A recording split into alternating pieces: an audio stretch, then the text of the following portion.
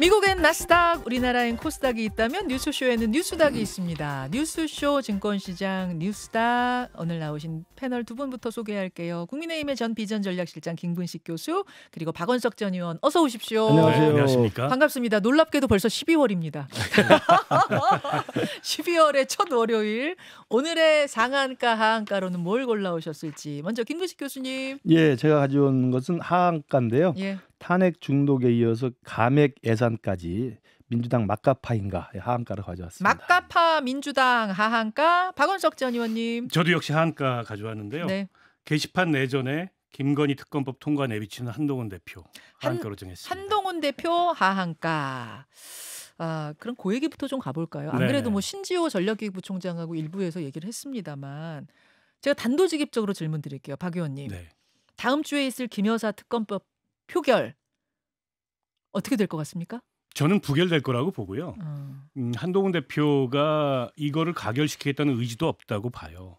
다만 지금 게시판 문제로 인해서 불거진 당내 개파 갈등에 있어서 예. 본인을 방어하고 또 이른바 이제 친윤, 이제 상대편의 경고를 보내는 그런 대응 카드로 특검법을 슬쩍 내비쳤는데 그 자체는 별로 적절치 않고요. 공포탄이지 실탄은 아니다라고 일단 보신다는 그렇죠. 거예요. 왜냐하면 김건희 특검법이라는 거는 어쨌든 이게 옳고 그름의 영역이고 찬반을 분명히 해야 될 문제지 이걸 뭐 이제 와가지고 자기 방어 차원의 카드로 내비칠 문제는 아니고 그거는 이제 리더다운 태도는 아니라고 보고요. 그리고 한동훈 대표가 보면 뭐든지 기승전에서 끝나요. 그러니까 이게 최혜병 특검법 같은 경우에도 삼자 추천 특검하자 뭐 떠들었다가 그냥 뭐 흐지부지 돼버렸고 어허. 그 여의정 협의체 네. 그것도 그냥 흐지부지 되는 걸로 같지 않습니까? 근데 이것도 마찬가지예요. 국정쇄신 요구의 연장선에서 김건희 특검법 문제도 전향적인 태도를 보여주는 듯하다 그냥 말아버리는 이게 반복되고 있어요. 종합하면 한동훈 대표의 정치는 일종의 알리바이 정치. 검사 출신이라서 알리바이를 굉장히 중시 여기는데 알리바이 정치예요. 그러니까 이에 대해서 그 기자들이 질문했을 때도 내가 한 말은 아닙니다. 알리바이잖아요, 그게. 아, 그 최종 결심 그거. 예. 그래서 오늘 뭐 앞서 신지호 부총장 나와서 말씀하시는 거 들어봐도 네. 그런 의중이 있는 것 같아요. 이른바 이제 네. 친윤을 향해서. 네. 이제 그만 얘기해라 게시판. 그 이제 압박카드. 경고로 공포탄으로 오케이. 이 얘기를 하는 것 같습니다. 공포탄 압박카드로만 쓰지 진짜로 통과시키는데 협조하진 않을 것이다. 김근식 교수님.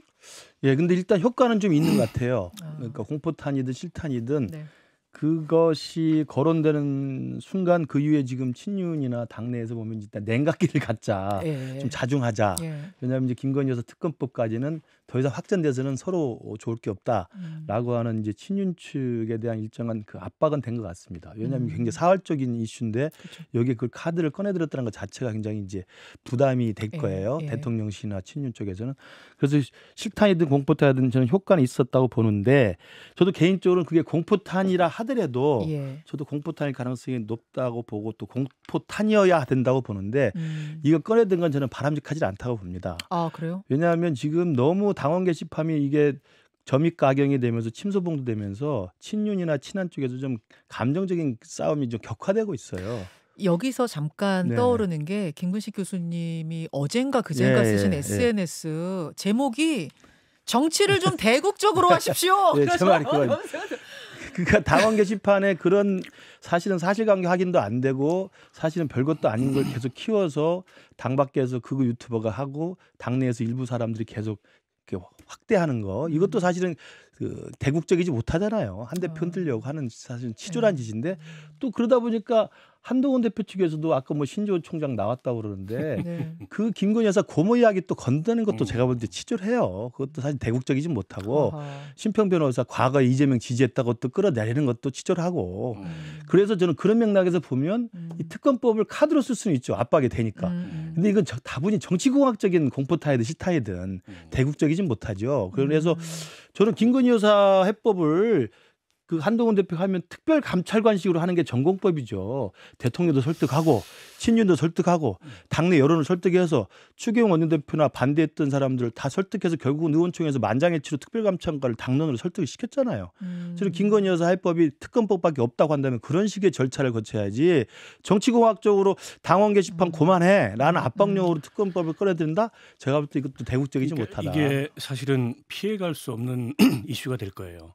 그러니까 이번에 제2결이 부결되더라도 네. 결국에 수사를 통해서 김건희 여사 둘러싼 의혹을 진상규명해야 돼. 그건 특검밖에 없다.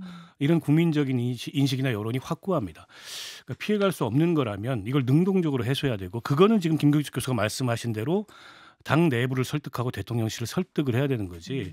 이렇게 무슨 뭐 본인을 향한 공격에 맞대응하듯이 저 카드를 내비치는 거는 그 리더로서 적절한 그런 정치는 아니라고 보고요. 그러니까 한동훈 대표가 지금 취임한 지 한 6개월 돼갑니까? 네. 근데 6개월 동안 계속 실험대에 있어요. 그러니까 이거는 당내에서 한동훈 대표를 흔들고 안 흔들고 차원의 문제가 아니고 과연 차기 주자로서 한동훈 대표가 집권 여당을 이끌 만한 그런 정치력이나 그런 그 능력이 있는지의 실험대에 계속 서 있다. 이번에 당 게시판 대응하는 걸 봐도 네.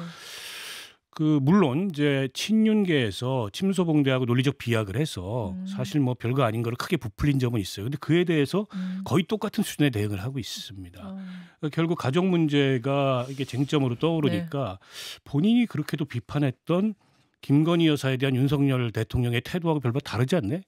결국에는 한동훈 안에 윤석열 있네? 이 모습이 된 겁니다. 그 말씀은 왜 가족 감싸냐 그 말씀하시는 아니 그렇죠. 거예요? 그러니까 이게 대의라는 게 있는 건데 그리고 대국적으로 아까 말씀하셨듯이 정치를 해야 되는데 어떻게 보면 굉장히 좀 작은 일에 이렇게 연연하고 착하고 혹은 발끈하는 이런 모습을 보이고 있어서 이거는 친윤의 공격 이런 걸 떠나서 과연 차기 대권 주자로서 그릇이 이 되느냐에 대한 많은 이제 회의적인 시선들이 생기고 있다. 한동훈 그릇론 얘기하셨어요. 아니, 한동훈 대표 그러지 않아. 한동훈 대표 정치 시작한 지 얼마 안 됐기 때문에 올바른 민심을 잇고 있고 올바른 해법을 제시하고 있는데 저는 주위의 참모분들이 조금 조언을 잘못하고 있는 거라고 생각해요. 왜요? 그러니까 정치를 대국적으로 한다는 건 항상 명분과 민심입니다. 그러니까 당원 게시판에 대해서 왜 친한계가 압도적인 우위가 있냐면 사실관계도 압도적으로 확인이 됐고 그다음에 민심과 여론도 야 정말 한동훈 대표 흔들기가 지나치다라고 하는 민심이 있다고 한다면 당당하게 가면 되는 건데 고모도 그랬지 않느냐, 너희들도 똑같지 않느냐, 그러면 그게 객긴 독긴 되는 거거든요. 그다음에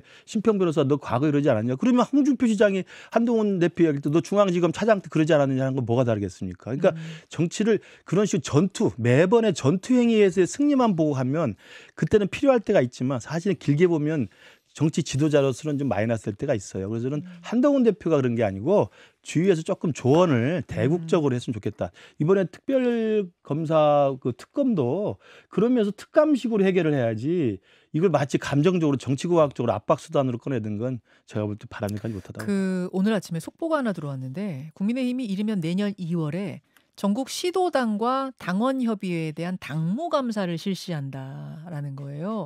한동훈 대표 취임 후에 당무감사는 처음 있는 건데 이것도 하나의 좀 어떤 압박카드?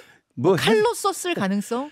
당무감사라는 것은 원외 당협위원장한테는 항상 압박카드가 되죠. 그리고 이미 이제 지난달부터 매 2개월에 한 번씩 우리 원외 당협위원장 모든 당협위원장은 그 보고를 하게 돼 있습니다. 그래서 저희들도 11월 5일에 보고를 했고 1월 5일에 또 보고를 해야 돼요. 그래서 그런 것들을 계속 자료를 만들어서 당무감사는 정기적으로 하는 게 관례이기 때문에 당대표가 새로 취임한 다음에 하는 건 뭐 놀랄 일은 아닙니다만 지금 당원 게시판 의혹 제기하는 사람 중에 원내 인사가 꽤 많거든요. 예, 그러니까 지금 시기에 그거 했다니까 이제 그렇게 볼 수가 있는 아니 거죠. 보통은 이게 이제 선거를 앞두고 평가 근거를 축적하기 위해서 당무감사를 합니다.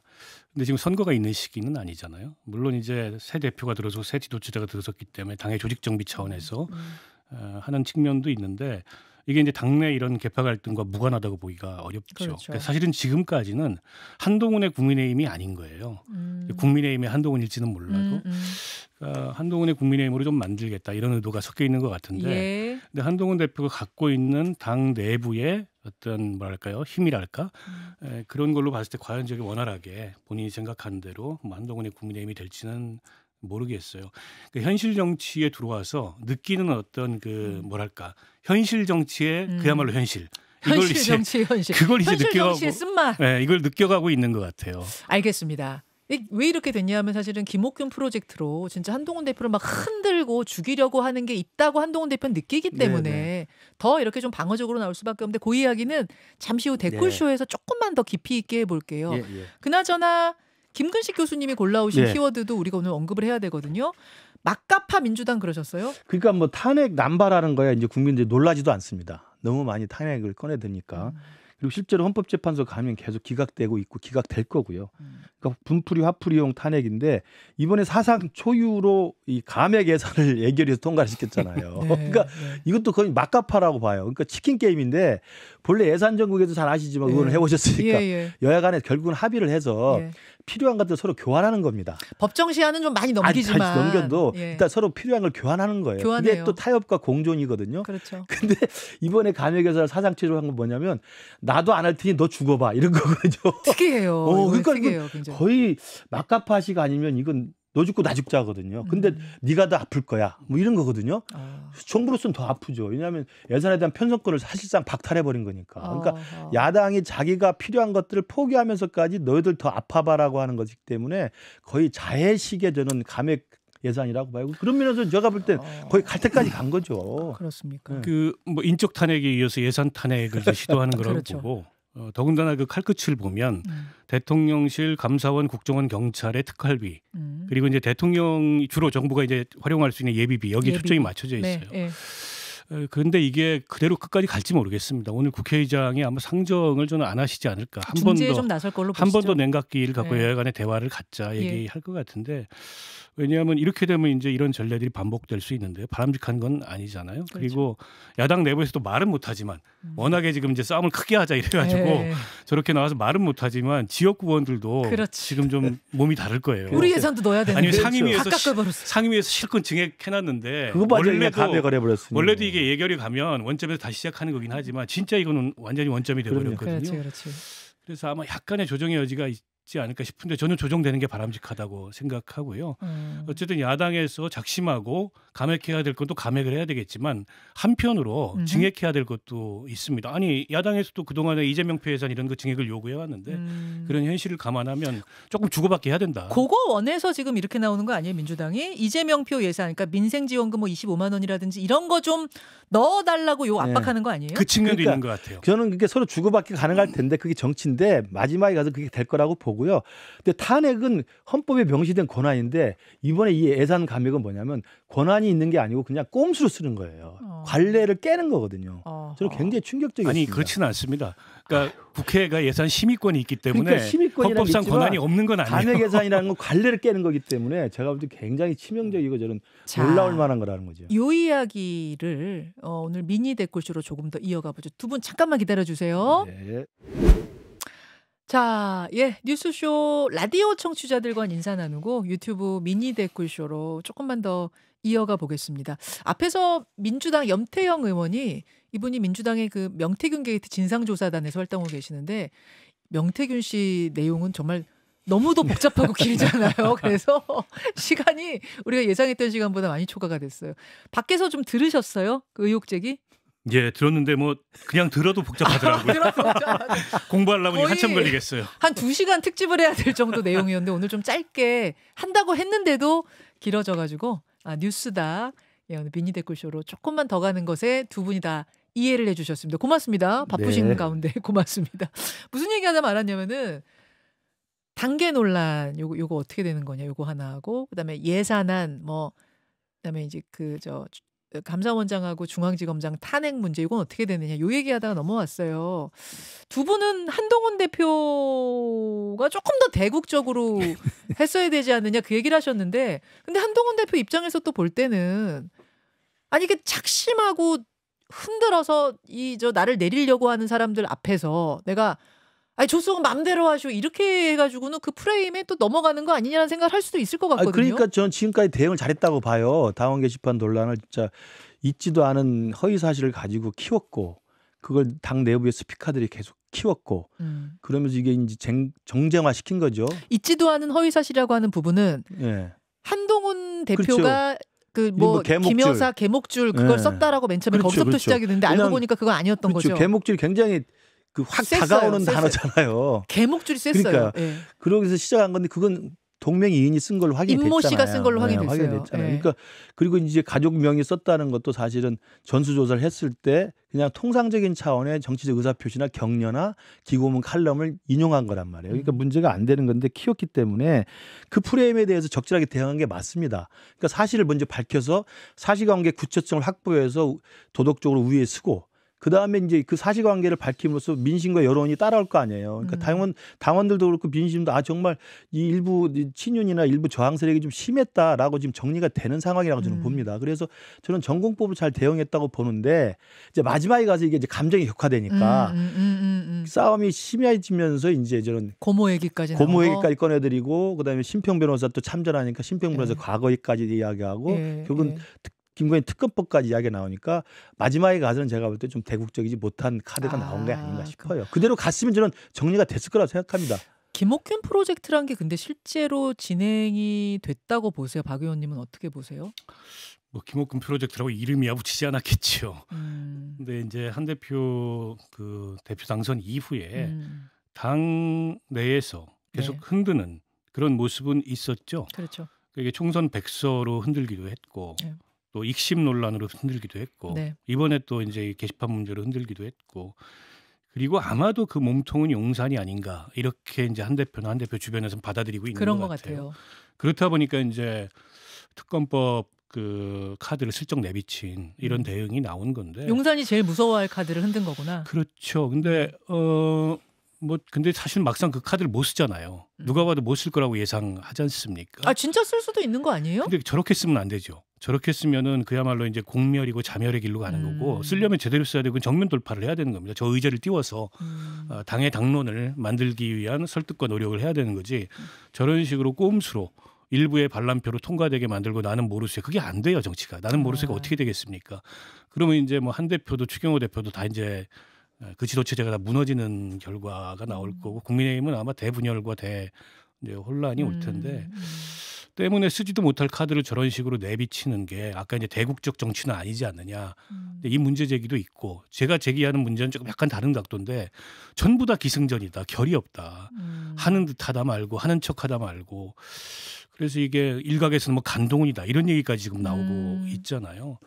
근데 이제 정치는 결과로 증명을 하는 거지 이게 무슨 명분을 계속 축적하는 알리바이를 축적하는 게 아니거든요. 그런 면에서 한 대표가 취임한 후 한 6개월 가까이 말은 많았는데 결과를 맺은 게 없다. 그러면은 박 의원님이 주시는 조언은 한 대표한테 진짜 진심 어린 조언을 한다면 뭐예요? 어떻게 하라는 거예요? 아니 저는 그러면? 결과를 맺어야 된다고 보고 제가 받아라. 김건희 여사 말씀드리는 거는 김건희 특검을 우회를 못한다. 근데 받으면 공렬이라면서요 지금. 저걸 설득을 해야죠.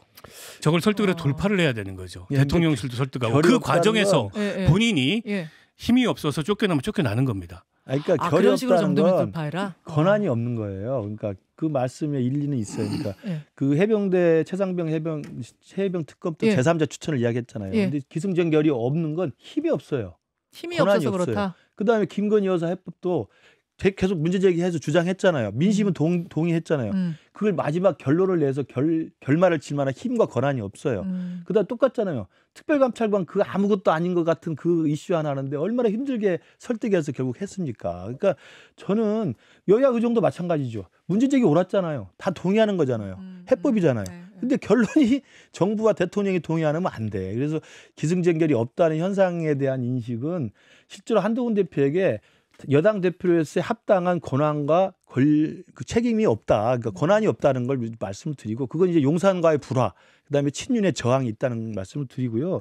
그러다 보니까 지금 이 당원 게시판 논란도 저는 제가 봐도 명백하게 저는 조직적인 저항이 있다고 보는데 장해찬의 이런 계속되는 문제 제기, 장해찬 전 최고가 어디서 그걸 받아서 하겠습니까? 그런 기가 막힌 자료들을 어디서 받아서 하는 거예요? 그거 뭐 생각을 해봐야죠. 그리고 조용하고 합리적으로 보였던 김민전 최고가 공개 최고위원회에서 그런 말도 안 되는 발언들을 왜 했겠습니까? 그 전화 받아 않았겠느냐라고 추측할 수밖에 없는 거 아니에요. 용산의 전화. 그렇지 띠링, 않고서야 띠링. 뭐하러 그냥 비공개에서도 할 말 할 수도 있는 거고 저는 해서도 안 될 것 같은데 공개된 회의에서 카메라가 돌아가는데 했다는 거예요. 그렇잖아요. 예, 그러니까 예. 이런 것들은 누가 봐도 이상한 거예요.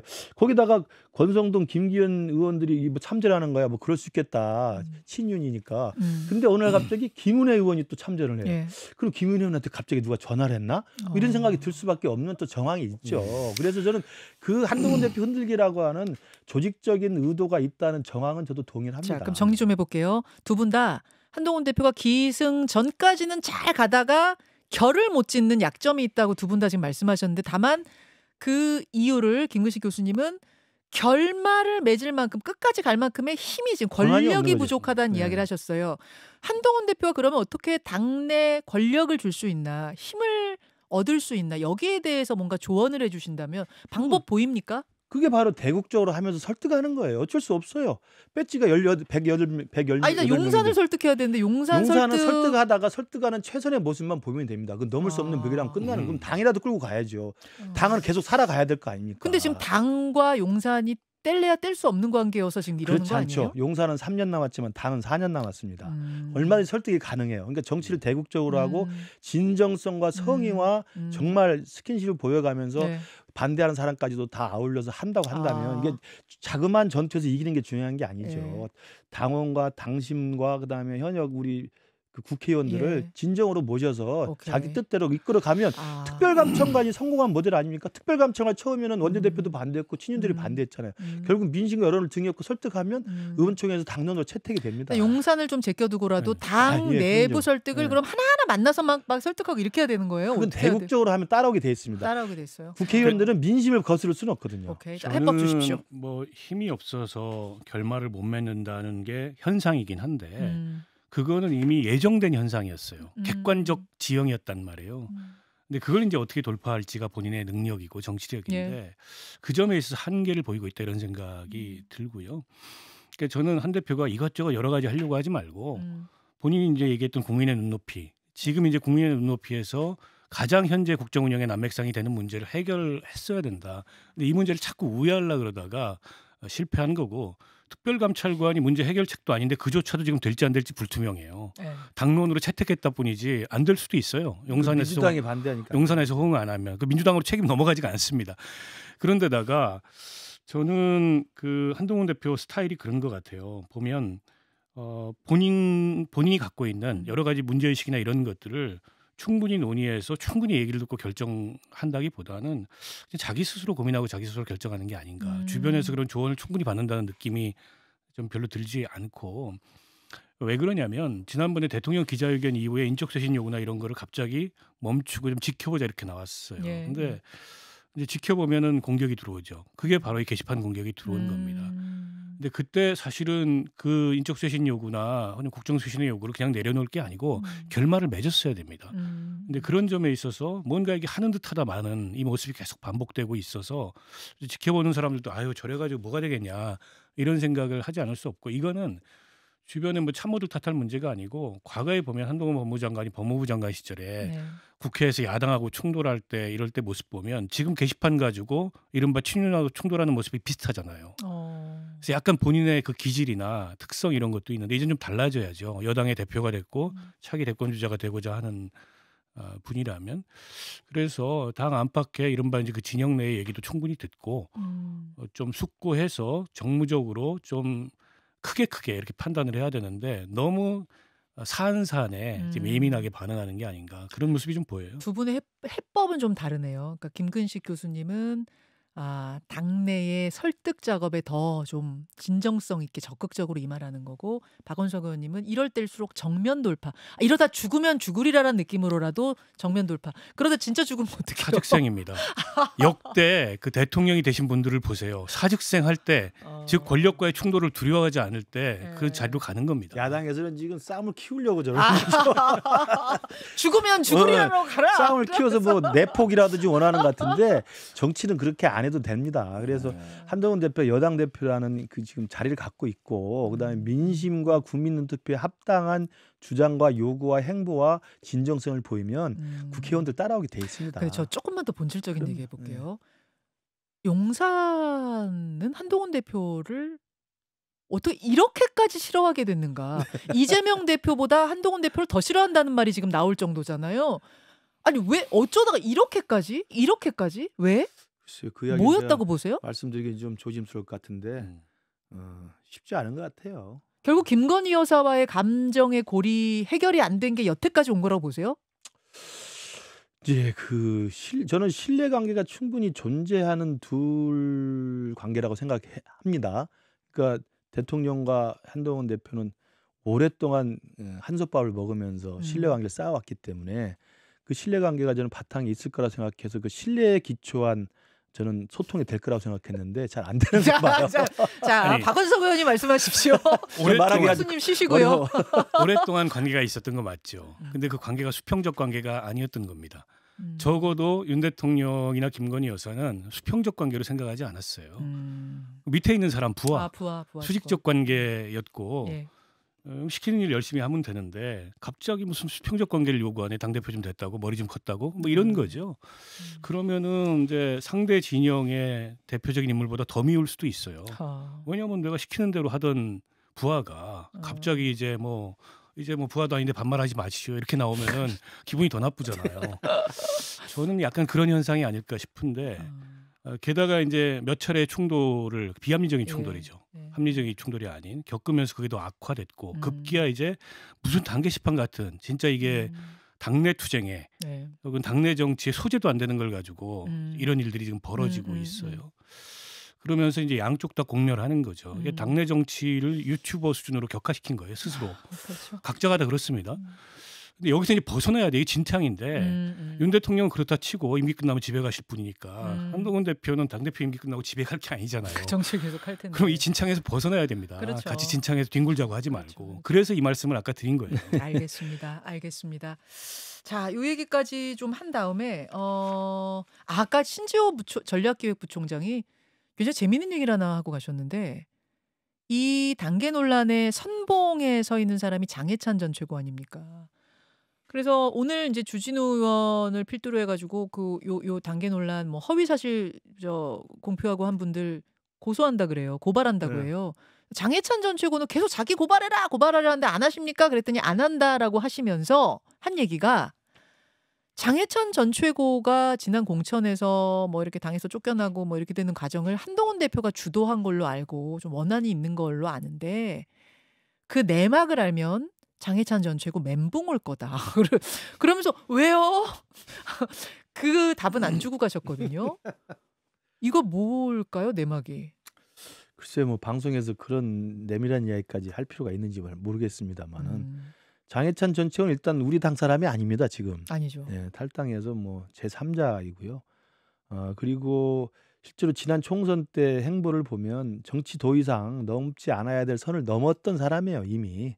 저는 그렇기 때문에 공천에서 배제된 것 자체를 뭐 불만을 가지고 있을 수 있고 서운할 수 있겠지만 그래도 정치인이라는 것은 그러한 많은 그 우여곡절 속에서도 지켜야 될 정도가 있다고 봐요. 근데 그걸 탈당을 해서 무소속 출마를 끝까지 가서 했고 이제 그런 저는 이력이 있기 때문에 그리고 장해찬 전 최고 같은 경우 그동안에 그렇게 기세등등했던 정권 초기에 친윤의 가장 선봉에 섰던 완장 놀이 한 사람 아닙니까?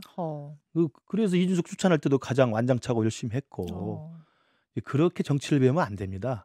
저는 그래서 뭐 공천위원회나 공관이나 그때 당내 공천 컷오프 배제했을 때 내부에서 어떻게 뭐 의사결정이 이루어진지 모르겠습니다만 그걸 까발릴 필요도 없다고 봅니다만 장해찬 전 최고는 개인적으로 정치를 더 이상 해서는 안 된다. 저런 식으로는 저렇게 정치를 공학적으로 그리고 젊은 나이 정치를 하면서 정도를 걷지 않고 권력에 자꾸 이렇게 가까이 가서 권력의 힘을 빌어서만 권력에만 맞추려고 하는 이런 정치는 저는 장해찬 개인의 정치인으로서 앞날에 도움이 안 된다고 생각해요.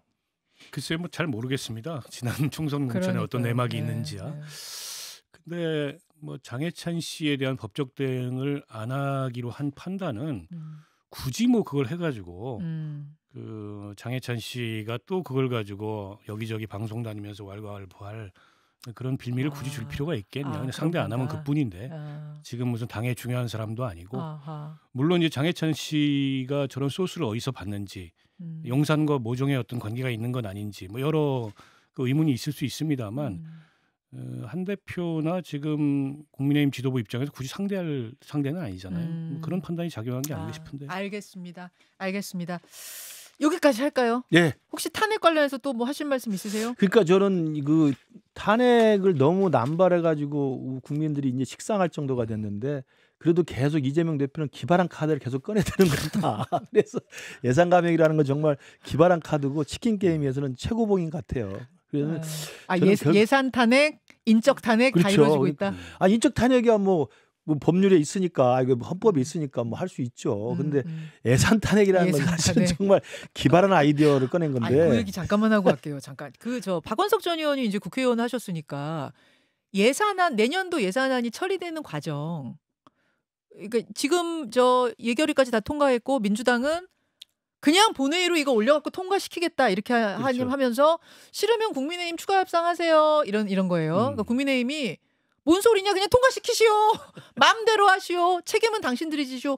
이렇게 돼버렸어요. 그러니까 민주당 의원들도 국민의힘 의원들도 다 멘붕이 돼버린 이건 왜 그런 거예요? 아니 보통 이제 예산안 프로세스를 설명을 드리면 8월 말 9월 초에 정부 편성한 예산안이 국회로 넘어옵니다. 그럼 그때부터 이제 예산안 심의가 시작이 됐는데 이제 첫 단계는 각 상임위에서 16개 상임위에서 정부 각 부처 예산안을 심의를 해요. 그래가지고 뭐 증액 감액 이렇게 해서 올립니다. 그러면 이제 예산안을 실제로 심의하는 예결위가 50명으로 구성이 되는데 그렇죠. 그 예결위에서 그 각 상임위에서 올라온 예산안을 그러니까 국회에서 1차 심의한 예산안을 심의를 해요. 근데 그 50명이 어떻게 예산 심의를 다 할 수가 있겠어요. 그래서 그 예결위 본회의는 약간 이제 뭐 대정부질의처럼 진행이 되고 개수조정 소위라는 게 있습니다. 개수조정 소위. 그래서 거기서 여야 의원들 한 10여 명으로 구성이 되는데 거기서 실질적으로 증액 감액안을 최종적으로 결정짓는 늘 여기가 그래서 논란이 많았어요. 왜냐하면 속기록도 안 남기거든요. 여기서 쪽지 예산 들어오고 바꿔먹기 하고 이런다는 비판이 굉장히 많았는데 그래서 늘 그게 관례였어요. 예전에는 맞아요. 국회 선진화법 이전에는 정부 예산안 심의 시한이 없었기 때문에 12월 말도 가고 심지어 해 넘겨서 1월 달에 통과되는 제가 국회 첫 해에 들어갔는데 1월 1일 날 통과됐어요. 예산안이 해를 넘겨가지고 그랬던 적이 있었는데 지금은 이제 12월 2일 날 법정 기한이 딱 정해져 있으니까 가급적 그 내에 끝내야 되는데요. 이번 같은 경우는 없었죠. 즉 야당은 감액 권한만 있고 증액은 정부 동의를 받아야 되는데 정부 동의 안 받아도 좋으니까 우리 증액 안 해도 좋으니까 감액만 하겠다. 이래가지고 그걸 예결에서 통과를 시켜버린 거예요. 그럼 남은 절차는 본회의밖에 없어요. 그럼 이걸 재조정하려면은 여야가 수정안을 본회의에 올려야 됩니다. 합의해서. 그러지 않으면은 이제 지금 민주당이 통과시킨 안이 그냥 통과되는 거예요. 그러면 지금 이제 민주당 의원도 국민의힘 의원도 다 이제 자기 지역구 쪽지 이렇게 해갖고 다 날라갔습니다. 넣으려고 하고 있는데 그게 없어진 거예요 지금. 아니 넣었죠. 이미 다 넣었죠. 다 날라갔어요. 그러니까 그 논의할 수 있는 절차가 안 열린다는 거죠. 다 날라갔어요. 다 날라갔고 상임위에서 뭐 증액안 올려놓은 거 예결위에서 뭐 증액안 올리려고 했던 거 다 날라갔고 지금 이제 정부 원안에서 4조 1,000억 원만 감액된 안만 올라가는 거예요. 근데 이제 저렇게 통과를 시키면 서로 간에 좀 이 내상이 있을 수밖에 없어요. 그렇죠. 왜냐하면 정부는 어쨌든 예비비를 포함해서 또 권력기관의 특활비는 그렇다 쳐도 특정 업무 경비 같은 경우에는 이게 업무상 필요한 경비인데 이걸 못 쓰게 되잖아요. 그럼 여러 가지 차질이 빚어지는 게 맞고 야당도 지역구 의원들의 예산도 있지만 야당표 예산이라는 게 있습니다. 이재명 대표 지역상품권 발행 예산 뭐 이런 거 성과로 내세울 수 있는 이거 포기하겠다는 거여서 저게 약간 치킨 게임이라고 말씀을 하셨는데 그래서 저는 국회의장 중재하에 마지막 조정을 한 번 더 해라. 깎을 거 깎고 올릴 거 올려서 합의하에 통과시키는 게 기존의 국회 관례에도 맞고 서로 간에 뭐 너 죽고 나 살자 아니죠. 너 죽고 나 죽고시 이런 충돌을 그런 파행을 저거 만약 그냥 저렇게 통과되면 그 뒤에 또 정쟁이 얼마나 심하겠어요. 그 뒤에 이제 무슨 일이 벌어지냐면 그래 통과시켰어. 그러면 지방에 내보내야 될 교부금들 그거 이번에 빵으로 하겠어. 요걸 정부가 그러니까 이게 이제 서로 현수막 끌고 난리 날 거예요. 그래서 그거 안 극한 했으면 투쟁으로 가는 좋겠다. 이 말씀을 드리는 거고 제가 내친 김에 한 가지만 더 말씀드리면 지금 검사 3명 탄핵안하고 감사원장 탄핵안이 2일 날 보고가 될 텐데 그게 최종적으로 의결이 헌재에서 통과될 거냐 그렇게는 안 될 것 같아요. 이게 파면에 이를 만한 헌법법률 위반이 있는지에 대해서는 아마 굉장히 보수적으로 판결할 거기 때문에 근데 저는 이걸 가지고 뭐 야당이 너무 그 탄핵을 남발한다 이렇게 볼 수도 있지만 특히 저 감사원 같은 게 검사는 뭐 굳이 얘기하지 않겠습니다. 이 최재 감사원장 하에 감사원이 이 헌법상 감사원이 가져야 될 정치적 중립성, 독립성을 현저히 상실했어요. 너무 많은 그런 모습을 보였기 때문에 그에 대한 감사원 내부 반성이 좀 있어야 되고 여기 성명서 내자고 감사원에서 뭐 다 모았다가 아마 불발된 모양이에요. 예. 내부에 반발이 있어서. 어. 그래서 헌법기관으로서 대통령 직속 감사기구긴 하지만 대통령이 직무에 대해서 기능에 대해서 그 어떤 간섭을 할 수 없던 게 감사원입니다. 때문에 정권이 여러 번 바뀌어도 감사원의 독립성이나 중립성은 대체로 유지된다고 우리가 믿어왔던 거예요. 예. 근데 이 정부 들어서 그게 깨졌습니다.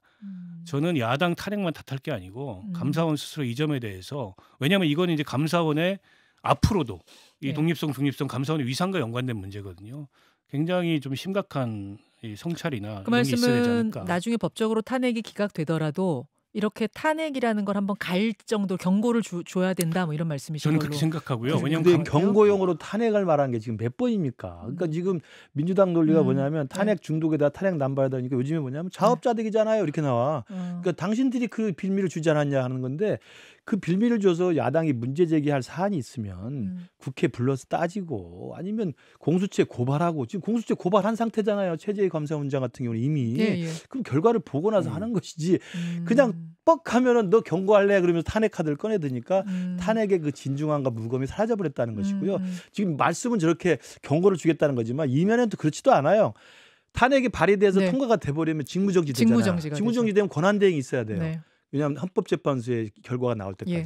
권한대행이 문재인 대통령이 임명한 사람 2명이 순서대로 한다는 거 아닙니까? 그러니까 그런 꼼수까지 다 계산을 한 거예요. 그러니까 감사원이 정치적으로 오염됐다는 이유로 결국 자기들도 감사원을 권한대행을 정치적으로 또 오염되는 정치 공학을 하고 있는 거예요. 그러니까 할 말이 없는 거죠. 아니, 뭐 그런 식의 꼼수를 왜 씁니까? 민주당의 의도가 뭔지는 제가 잘 모르겠으나 제가 그 얘기를 말씀드리는 건 아니고 매우 중요한 헌법기관이기 때문에 감사원이 저렇게 정치적으로 오염돼서는 안 된다는 말씀을 드리는 그러니까 거예요. 원론적인 그리고 이야기 하시는 맞는데 네. 그걸 탄핵이라는 꼼수 쓰지 말라는 권한대행을 이어받아도 감사위원 수가 3대 3이에요. 아무것도 의결하지 못하는 그냥 정지 상태가 올 겁니다.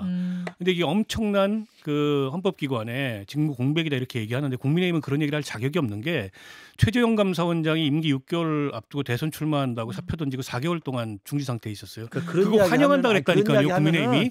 저기 당원 게시판 한다고 고모 이야기랑 똑같은 거예요. 아까 대국적으로 하자며 왜 그런 이야기 꺼내들고 또 너희들 어쩌냐 그래. 그런 정치하지 말자는 게 국민의힘 내부에서나 좀 대국적으로 하세요. 좀. 정치는 내로남불 하면 안 돼요. 여기까지. 하여튼 오늘의 키워드는 대국이었던 거, 대국적이었던 걸로 이렇게 정리를 항상 하면서. 대국적으로 정치하는 박원석 김근식이 되겠습니다. 좋습니다. 아유 오늘이 12월 2일이더라고요. 예. 아 무슨 세월이 이렇게 빨라요, 김 교수님, 예. 박 의원님. 네. 아 올해가 다 끝났어요 그러게 이제. 말이에요. 아 저는 약간 야 오늘이 12월 2일이야 이 얘기하는데 한 해가 또 지나가는데 저는 이번에 허리 아프면서 인생의 그 반성을 많이 하고 있습니다. 예 요즘 뭐 술도 대국적으로 끊으시고 대국적으로 사세요. 대국적으로 여러분 올해 마지막 달이 시작이 됐습니다. 올 한해 못한 것들 이건 진짜 꼭 했어야 됐는데 못한 것들 한 달 안에 마무리 지을 수 있는 것들은 좀 마무리 짓는 한 해 됐으면 좋겠어요. 생각해 보면 할 수 있는 것들이 좀 있거든요. 한 달 안에도 그런 것들 좀 마무리 짓는 한 달이 되셨으면 좋겠다 말씀 전하면서 끝까지 함께 해주신 한 2만여 명의 아직도 안 나가신 분들이 많이 우리 꿀단지들 커피 좀 돌리고 갈까요? 예, 두 분 보시면서 한 두 분씩 골라도 돼요? 네. 네, 두 분씩 고르겠습니다. 2명. 네. 저는 산이조아님 유쾌해지는 아침이었습니다. 고생하셨습니다. 오늘 왜 유쾌해질 내용이 있었어요? 그래도 그래도 유쾌해져. 예, 고맙습니다. 산이조아님 한 잔. 김 교수님. 글쎄요. 저 욕한 분을 드리고 싶은데. 저 아우 왜 또 그러세요? 김근식 씨 왜 거기서 놀아요? 그분 누구신데요? 아, 못 봤어요. 그러면 다른 분. 칭찬하시면 안 먹으면 손해. 안 먹으면 손해? 예. 그게 닉네임이세요? 예. 예, 그분께 한 잔. 자, 박 의원님 한 분 더. 너무 빨라가지고 그러니까. 저는 뭐 뉴스쇼를 늘 사랑해 주시는 세로이님께 드리겠습니다. 세로이님 고맙습니다. 예.